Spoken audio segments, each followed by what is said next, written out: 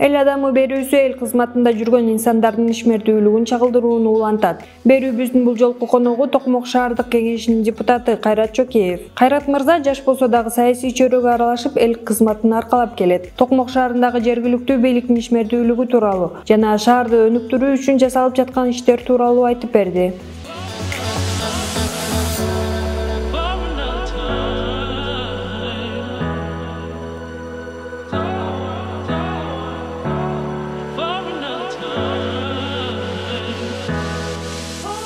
Пиардан алыспыз, аз сүйлөп көп иштейбиз деген Кайрат мырза Токмоктун кире беришиндеги парктын курулуш иштери менен тааныштырды. Турган жер, ошол 80-90% ошо демирчилердин эсебинен жасалып атат.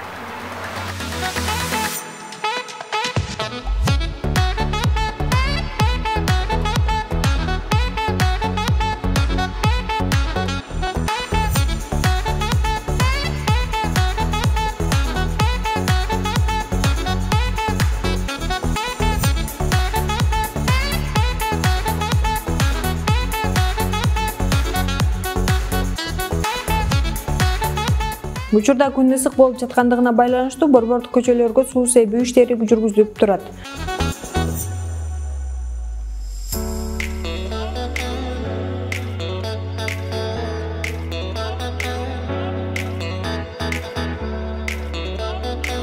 Борбордук аянттагы паркта жаңы тротуар салынып, көктөндүрүү иштери кызуу жүрүүдө. Бизде бүгүнкү күндө кичинекей ошо скверлер, парктар, сейилдөөчү жайлар активдүү курулуп турат.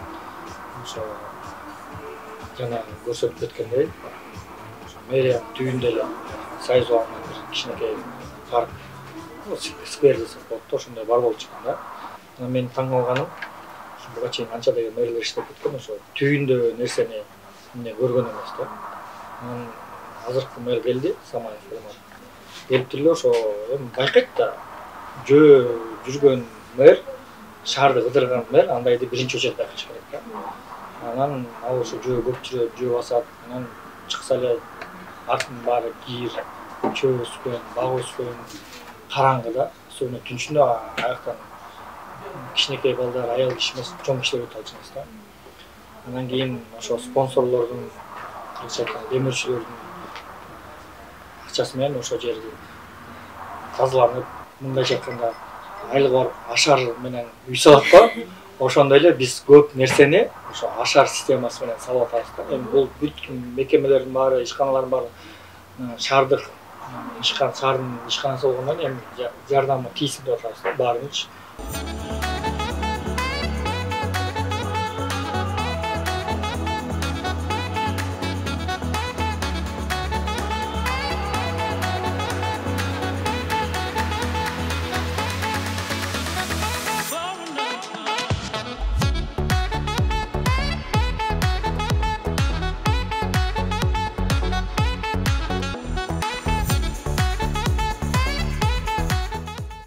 Шаардын борбордук бөлүгүнө жакын жерде граф аты менен таанымал маркум Алижан Ибраимовдун балдарынын каржылоосу менен Кыргызстандагы эң чоң парктардын бири курулуп жатат. Ошон үчүн мэрдин эмилгеси менен ушул сквер дагы буюрса салынып атат. 90%га бүтүп калды. Буюрса бир 2-3 жуманын ичинде буюрса уже аяктап калат. Мындан тышкары Шамсинский Кирова көчөсүндө жаңа да айтып кеткем, ошо миллиардер, ошо Токмок шаарынын почетный гражданин бул Ибрагимов Алик граф деген. Граф деп коебуз, кыскача айтканда Токмоктор, не только Токмоктор, Кыргызстанда граф деп тааныйт. Ошол пандемия учурунда көзү өтүп кеткен. Анан ошонун балдары ошо графтын атынан ошо Кыргызстандагы эң чоң парктардын бири кылып заманбап парк салып атышат. Буюрса ошо эмне жазында бүтөбүз деп атышат. Элге эмне керек? Ошо элге сейилдечүү жерлер керек, баса турган тротуарлар керек. Кечинде коркпой баса турганга ошо жарыктандыруу керек. Ошондуктан ошо азыркы биздин мэрибиз ошо биринчи ошо көңүлдүү ошо жарыктандыруу жашылдандыруу жана ошондой эле шаарды көрүктөндүрүүгө өтө басым салып атат да. Мэриянын имаратынын жанындагы каралбай калган жерге спорттук аянтык курулуп жатат.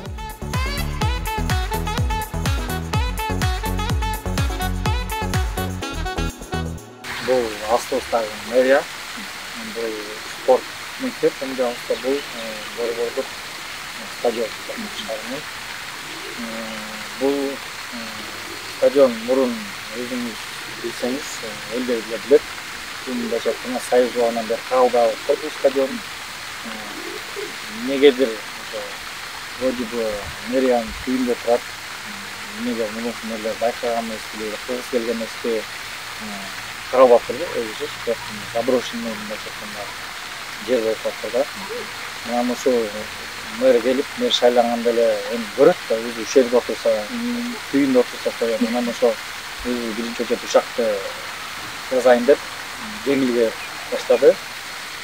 Анан ошо бюджеттин эсебинен быйыл ошодо беговой дорожканы жасадык. Биринчи очередь ошо спортсмендер кышкаш бүгүнкү күндө бул жерде спортсмендер эле машыкташтан жөнөкөй адамдар келип лепсиндеп, сейилдеп басып атышат. Кичинекей балдар ойноп атышат, кечине ишип атпайт. Бүгүн кечине кетти. Мурун биякта караңгы болчу да. Анан ошо демөөрчүлөр жардам берип, ошо бул терек четин баарын жарыктандыруу иштерин кылдык. Анан азыркы тапта ошо казыр заманбап стадион салып атабыз. Буюрса бул жер азыр чөмөлжөн төгүлүп, түзөлүп жаткан жерди да. Бияка ошо вороталар коюлат, газон, газон сейилип, анан бул жака ошо трибуна деп, бул жака ошо трибуна коелу деген пландар бар. Буюрса эми мунун баары четинен баарын эле бир жасап салалы дейбиз, бирок акчанын тартылышына байланыштуу долбой аткан, ошон үчүн четинен баштадык. Ошо биринчи жарыктандырдык, анан беговой дорожка салдык, анан биягын деген ошо мунун баары көбүнчөсү ошо демөөрчүлөрдүн атынан салынып атат. Мунунку мэрлердин катышчылыгы биринчиден ойлойм ошо контроль жок болуптур да, контроль жок болупту. Анан команданын слабыйлыгы, Токмок шаарына керектүү муниципалдык мекемелерди минуска алып барып, чуть ли не до банкротства довел да. Анан кантип министр экономика болуп кеткенин түшүнбөй атабыз да. Кичинекей Токмок шаарынын экономикасын чече албаган менен Кыргызстандын экономикасын кантип чечет? Суроо жаралат да, биякчы таң калыштуу нерсе да. Ошондой эле ушул жылдын күз айында Токмок шаарынын 155 жылдык мааракеси өткөрүлө тургандыгын кошумчалады. Ошондой эле Кайрат мырза шаарды көрктөндүрүү иштерин Токмок шаарында жашаган бизнесмендер каржылап жаткандыгын белгилей кетти.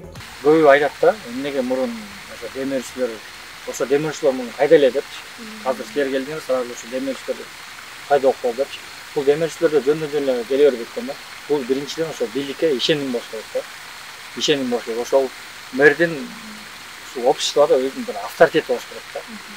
Анан ошондуктан демөөрчүлөр келип атат да. Демөөрчүлөр келишинин себеби ошо Токмок шаарында иш болуп атканын өздөрү көрүп атат да. Иш болуп аткандан кийин демөөрчүлөрдө ошо өз салымын кошкусу келет экен. Мына Токмок шаары көп эле айтып атат, ошо жакшы иштер кылынып атат, жакшы иштер салынып атат. Анан өзүбүз дагы ошо салымыбызды кошуп кетели деп, ошо өзүбүздүн Токмок шаарынын эле атты баштуу иштери, акчасы бар иштери ошо демөөрчүлүк кылып, ошо бизге, мэрге, Токмок шаарына жардам болуп, ошо иштерди кылынып атат да. Токмок шаарынын четиндеги этникалык кыргыздар отурукташкан жерди шаардын карамагына өткөрүү боюнча маселени шаардык кеңеште каралгандыгын айтты. Бизде Новостройка деген жер бар, Токмок шаарынын ошонун жанында, ошо дача деп коет. Ал ошо көп жылдан бери эле келаткан, чечилбей келаткан көйгөй экен да. Ошо бизге дагы жаңы депутат болуп шайланганда бизге да кирген, мэрге да кайрылган, мэр аракет кылып чечип беребиз деген. Бул бирок мэриянын уровенинде эмес, деңгээлинде эмес, бул өкмөттүн деңгээлинде чечилчү суроо экен да. Анан өкмөткө чейин жашоочулар кайрылган, биз тараптан да кайрылуулар болгон. Ошо бул же күйгө карабайт, же Токмок шаарына карабайт, бир ортодо бир анклав сыяктуу болуп калган да. Анан буюрса биз деле ошо мэрия тараптан аракеттер жүрүп атат жардам бергенге. Бирок ошо төмөндө айтып кеткендей бул өкмөттүн деңгээлинде чечилчү маселелер да. Жакында эле өзүнө өзү кол салуу фактылары эң көп катталган Токмок шаарындагы курулушу бүтпөй каралбай калган имарат тууралуу айтып берди. Быйыл 6 ай 7 ай кетти. Ошондо эле бир 10 чакты суицид болду окшойт деп ойлойм да. Анча мынчасын ошо биздин МЧС кырды. Бул көп жылдан бери эле турат. По-моему, ошо Союз убагынан бери эле салынбай калган бул здание. Бул зданиянын ээлери бул мурунку созывдун депутаты Жошбеков Максатка карайт. Бул жеке ишкер, мурунку созывдун депутаты, СДПКдан депутат болгон, анан кийин Эмгек партиясынан депутаттыкка чыгып, Эмгек партиясынын координатору болуп жүрдү. Мурун ошо бийликте жүргөн депутат, эмнеге ошо бийликте жүрүп ошол нерсени же салышпайт, же кароолчу койбойт да, что кишилер кирбегенде, же тосуп коюшпайт. Хотя биринчи, экинчи этажын тосуп койсо эч ким кире албайт болчу да. Биз мэрия тараптан, милиция тараптан кагаздардын бар, көп жолу кайрылган биздин мэрия тарап, биздин милиция тарап. Кичине жазамыш болуп калат, эшик терезелери бүтөп коет дагы. Жазадык деген ат келип коет да. Эшик терезе бүтөп койсо кичине балдар эле келип аны ачып туруп эле кирип кетип атышат да, не то что там чоң кишилер да. Ошон үчүн биз мэрия тараптан көп эле иштер кылынат. Мен бийликте тааныштары бар окшойт. Тааныштары так как өзү ошо мурун бийлик менен жүргөн киши болгондон кийин тааныштары бар окшойт. Ошон үчүн тоготпой жаткан дешет биздичи. Андан сырткары Кайрат мырза менен байланыштырылып жаткан криминал тууралуу жана Өмүрбек Кекибаевге кол салуу боюнча кененирээк айтты. Бул жаңылыкты биз мындай айтканда адекватно эле принимать эттик. Бул биздин оппоненттер тарабынан мындайча айтканда заказной каралоо, черный пиар деп койсок болот, ошондой болчу. Бул негизи мен буга чейин да журналисттерге айтып кеткем, кандай болгон, эмне болгон дагы бир жолу кайталап коеюн. Бул негизи ошентип айтылып калат, Текебаев сабаган депчи. Бирок негизи биз сабаган эмеспиз, аны Өмүрбек Черкешев өзү деле билет, өзү деле журналисттер барганда айткан. Биздин тиешебиз жок экен, бизди жөн эле мындайча айтканда анча мынча күчтөр, анча мынча биздин политикада жүргөн оппоненттер колдонуп, азыр мода болуп атпайбы? Бир киши бир нерсе сүйлөсө, ошону кесип монтаждап жасап коюп, бизди да мындайча кесип туруп, монтаждап жасап туруп, черный пиар кылып туруп, биздин оппоненттер ошо интернет тармактарына таратып ташташкан да. Сиздер ал жака барганда, сиздердин максатыңыздар Өмүрбек Черкешевичке тийишүү эмес болчу, эмне максатта ал жака баргансыз? Негизи ошол убакта шайлоо, жогорку кеңеш шайлоо болуп бүтүп, анан анча мынча шайлоодон өтпөй алган партиялар митинг уюштуруп аткан кез болчу да. Анан өзүңөр билгендей, ошол шайлоо 1,5 жылда 6 шайлоо болду да Кыргызстанда. Анан шайлоодон чын айтканда тажадык да. Бир тиги шайлоосу болот, бир бул шайлоосу болот, тажап биз 2 күндүн биринде эле шаарга чыгып эле ЦИКтин алдына, өкмөт үйүнүн алдында эле анча мынча өтпөй алган депутаттар, партиялар чыгып эле результатты жокко чыгарыш керек. Кайра шайлоо болуш керек тууралуу да. Эми действительно жинин келет экен да. Шайлоо менен жашай беребизби деп биз ошо Токмоктон жаштар, активдүү жаштар чогулуп, кой кайра ызы чогулуп кетпесин, шайлоого наразылар кайра дагы бир нерсе кылып ийбесин деп биз мындай айтканда дружинник болуп эле өкмөт үйүнүн алдына барганбыз да. Потому что ЦИКтин алдына башташты биринчи митинг болуп, анан ак үй барабыз же өкмөткө барыш керек деп турбашты да. Кой деп биз ошо өзүбүздүн инициативабыз менен ошо өкмөт үйүнүн алдына турганбыз. Туруп ошакта турдук. Анан автобус менен милициялар келе башташты, 2 автобус менен милициялар келип, ошо алар ойлоп калыштыр биз митинг кылган келиптир депчи. Анан милициялар эле жыйылып, тияктан ГКНБ СМнын баары эле жыйылып бизди эле карап башташты. Анан кийин мен өзүм басып барып айттым да, байкелер биз митинг кылган келген жокпуз, биз наоборот митингге каршы ошо биз как дружинник катары келдик депчи. анын өкмөт үйүнүн алдына турсак эле бияка турсаңар тиги элдер чочуп атат, силер ошо өкмөткө каршы бийликке келдик деп келип калышты, башка жака барып тура албайсыңар деди. Макул деп биз ылдыйраак как раз ошо парк отель жак кичине көлөкө дедим, ошол жак кичине мындай турганга ылайыктуу жер экен да, ошол жака басып кеттик да. Анан басып кетсек эле анан ошол жактан бир чочун адамдар келип калды да. Анан биз ойлоп калдык, бул өкмөттүн адамдары деп эле ойлоп калып, анан парк отельдин ичине кирип тургула деди да.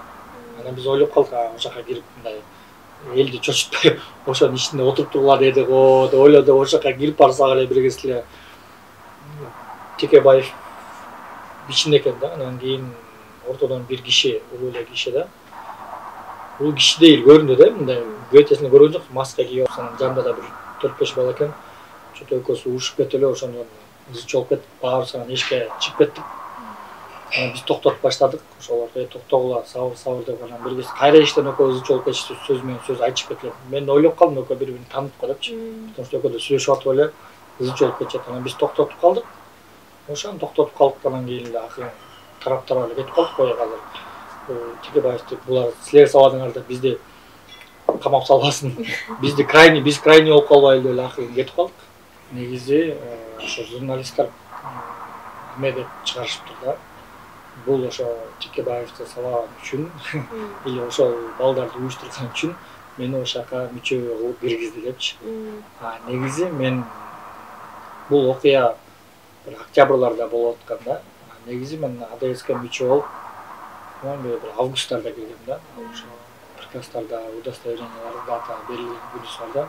2-3 ай мурун кирген болчумун да. Анча-мынча журналисттер ошо бурмалап, мени как будто ошондон кийин киргизди деп бурмалап салышты. Негизи мен ага чейин ошо иштеп болчумун да. Анан ошол вакытта жанагындай инцидент болуп кетти. Анан кой туура эмес нерсе черный пиар кылып калыштыр АДС жакачы. Анан аяка черный пиар менин залакан кийип калбасын деп мен өзүм по собственному жазып бердим, өткөрүп бердим. Сиз бизнести түшүнгөн, бизнес жагын билген адам катары ККМ маселеси азыр эл арасында чоң маселелердин бири болуп атат. Кандай ойлойсуз? Бул элге керектүү нерсе беле? ККМ боюнча эмне үчүн маселе жаралып жатат деп ойлойсуз? ККМ боюнча мен лично жеке пикирим, бул негизи предпринимательдерге мамлекет жактан наоборот жардам болуш керек эле да. Бирок мамлекет жак азыр ошо ККМди киргизесиңер деп эле кыйнап киргиздирип атат да, баарын элечи. Бирок мен ойлойм, кичине эрте го депчи, бизчи ККМ киргизиш керекпиз, бирок мындай